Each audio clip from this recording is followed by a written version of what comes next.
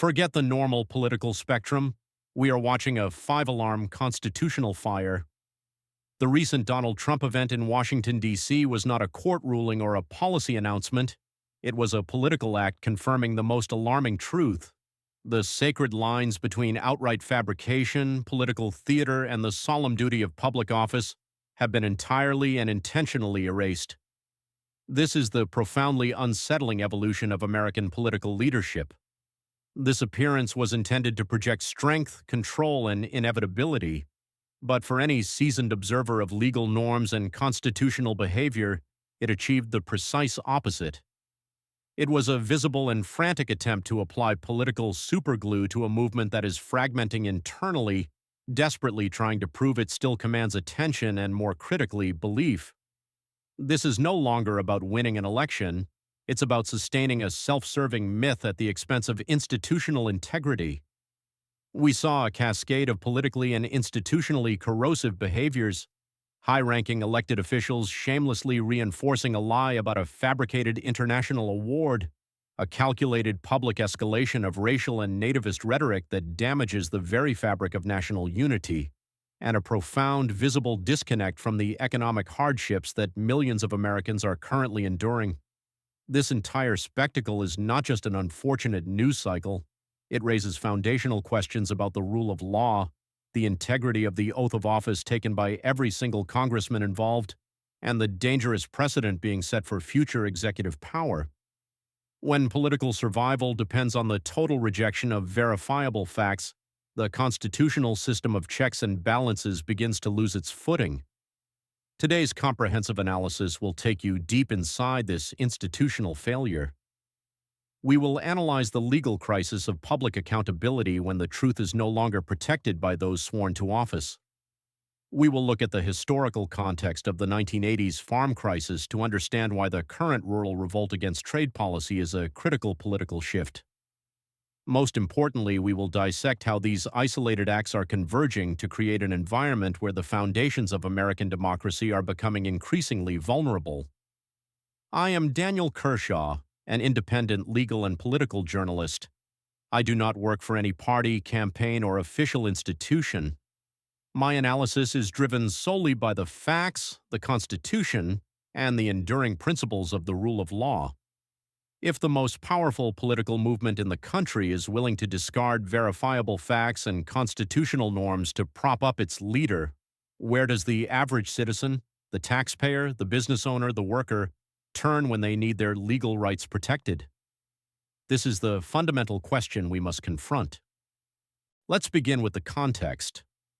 This return to Washington was born out of necessity, not strategic confidence. It followed a highly scrutinized and frankly disjointed speech in Pennsylvania that fueled speculation about the former president's cognitive fitness and grip on the political narrative. A strong leader uses a platform to project policy and stability. This return was deployed almost immediately as a defensive measure. The core issue here is not the size of the rally crowd, which was modest. It is the overwhelming need for the leader to constantly prove his relevance and control.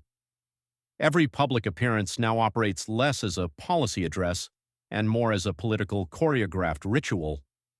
The congressmen and allies in the room behave not as independent representatives of their districts, bound by their oath to the Constitution, but as performers in a desperate attempt to sustain the myth of an infallible leader. And it was in this context of desperation and performance that we witnessed a series of behaviors that demand rigorous legal and institutional scrutiny, beginning with the astonishing collapse of factual integrity. The first major alarming incident was the recycling and shameless amplification of the completely fictitious FIFA Peace Prize. This award is entirely non-existent, yet the former president publicly cited it as an established reality, a critical piece of evidence for his purported greatness. What this means for the rule of law, Kershaw analysis. The gravest concern here is the reaction of the elected officials present.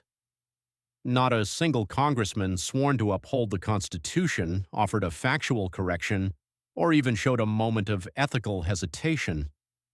Instead, they became willing participants in the lie, repeating and amplifying the public fabrication.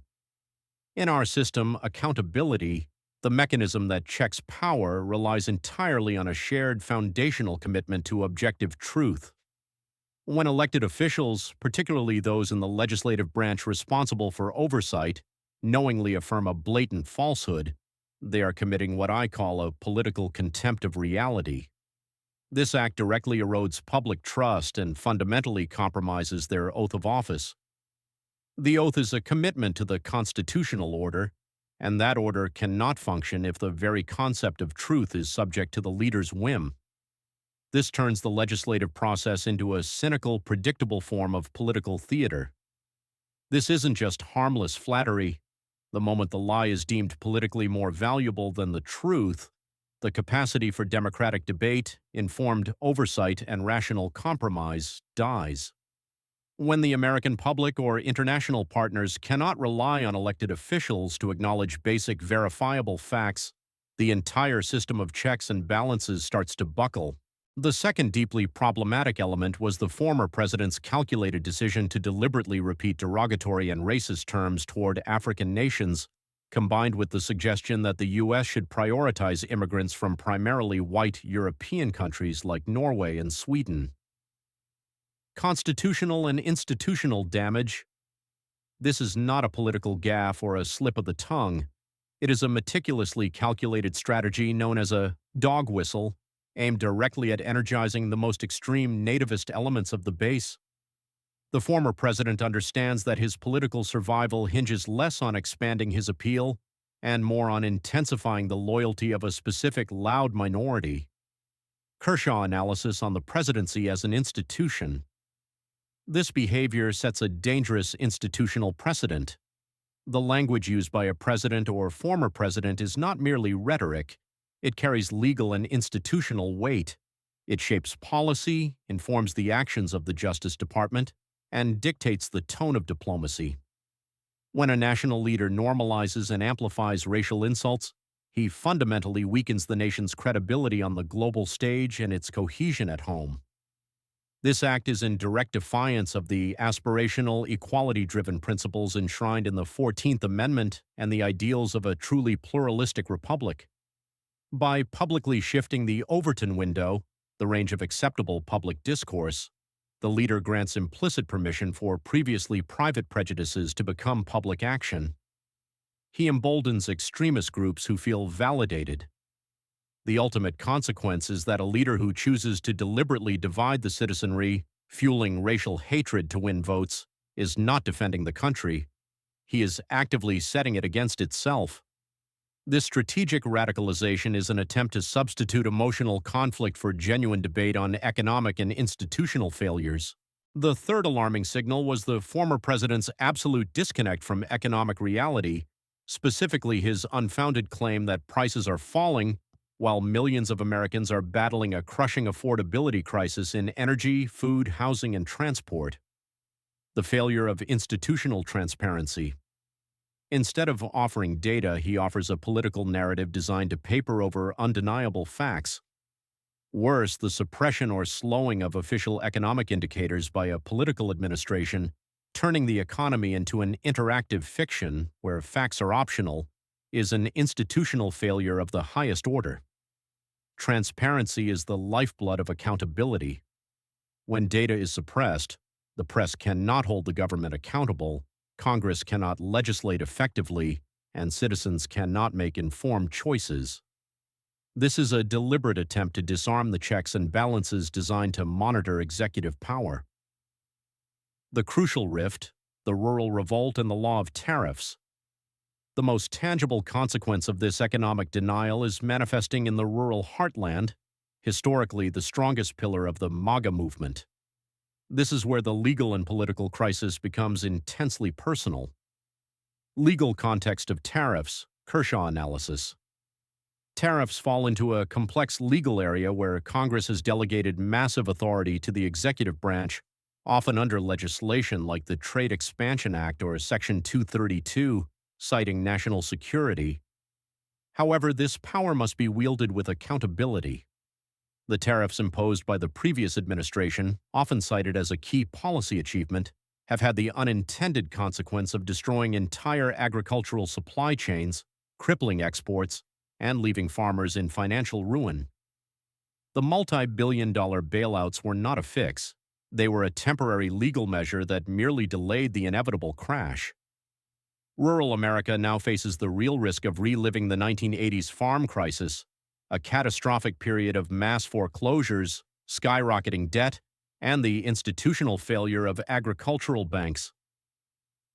The significance of the shift. For the first time since 2016, agricultural leaders and local Republican officials are speaking out publicly, stating unequivocally that Trump's policies hurt the very sector he promised to defend. This is a shift that is pragmatic, not ideological. People vote based on their lived reality, their mortgages, their commodity prices, and the risk of losing their land. When the executive's policies hurt the citizens, the legal expectation is that the legislative branch, Congress, performs oversight. The current silence from most MAGA-aligned congressmen regarding this economic pain is a glaring failure of their constitutional duty to represent their constituents against destructive executive action. The three threads we have analyzed, the internal corrosion of truth, the institutional corrosion of racial rhetoric, and the practical corrosion of economic denial, are not isolated incidents. They are converging to form a systemic threat to the integrity of the American political legal structure. The challenge to checks and balances. This pattern reveals a leader and a movement that operate on the premise that power is not constrained by constitutional norms or by verifiable reality. When a leader consistently demonstrates that he will sacrifice accountability, social cohesion, and the economic well-being of his own base for personal political survival, the very foundations of the republic are in peril. Kershaw analysis on precedent. If this trend is allowed to stand, it sets a chilling legal precedent. It teaches future executives that they can suppress economic data, lie with impunity, and actively divide the nation without electoral or institutional consequence. When the courts, Congress, and the press lose their ability to check a leader who rejects objective facts, the system designed by the founders to prevent tyranny becomes functionally obsolete. We are moving from a politics of substance to a politics of performance, where the only currency is the performance of absolute loyalty. This moment requires citizens, lawyers, and elected officials to recognize that the greatest threat to American democracy is no longer a hypothetical foreign adversary. It is the internal willingness to abandon the truth itself and the principles of the rule of law. To conclude, what we witnessed in Washington was not the power of a triumphant leader. It was the frantic yet calculated display of a movement wrestling with an inconvenient reality. 1. The principle of truth is under attack. The commitment to the rule of law is impossible when elected officials prioritize political myth-making, like the fabricated award, over their basic constitutional duty to be truthful. 2. Constitutional norms are being systematically dismantled. The calculated use of divisive rhetoric damages the institutional capacity of the executive branch and threatens the core principle of equality under the law. 3. The practical impact is real. Economic policies, tariffs driven by political narrative, not data, are actively creating a financial crisis in the heartland, proving that lived reality always trumps rhetoric. This is not a drill. It is the kind of moment historians circle in red. It demands a response rooted in fact, law, and principle. I ask you, where do you draw the line? Is a presidential candidate's systemic disregard for verifiable facts and constitutional stability something voters can afford to overlook, especially when those very behaviors are impacting the economy and your basic sense of legal safety? Share your independent perspective in the comments below. If you seek to understand the profound legal and political forces that are shaping the future of this country, the court rulings, the policy shifts, and the constitutional battles that affect your wallet and your freedoms, please subscribe to the channel and turn on notifications. Thank you for joining me for this crucial analysis.